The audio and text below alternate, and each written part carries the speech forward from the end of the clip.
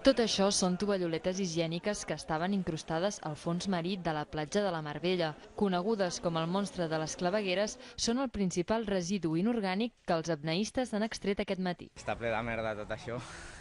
Baixant fins a 9 metres i pico i recollant totes.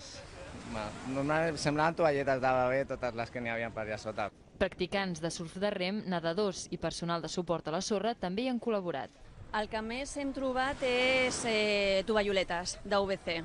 Residus de les fosses sèptiques d'aquí al voltant, però molta porqueria. I a més els sacs feien molta pudor. Bueno, per poc que sigui, doncs mira, algú estem ajudant al medi ambient i a netejar el nostre mar.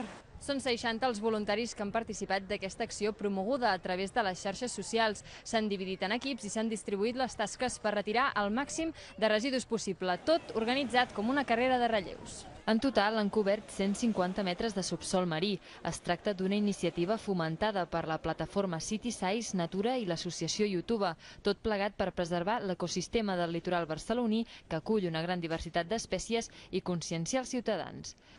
Es necesario limpiar el fondo marino porque estamos en un momento de alerta roja. Si no paramos realmente a tirar residuos al mar, en cuestiones de 10 años, los únicos habitantes serán las medusas.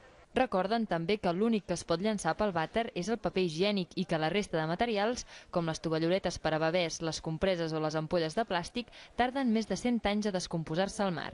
En total han recollit 360 quilos de residus en menys de 2 hores.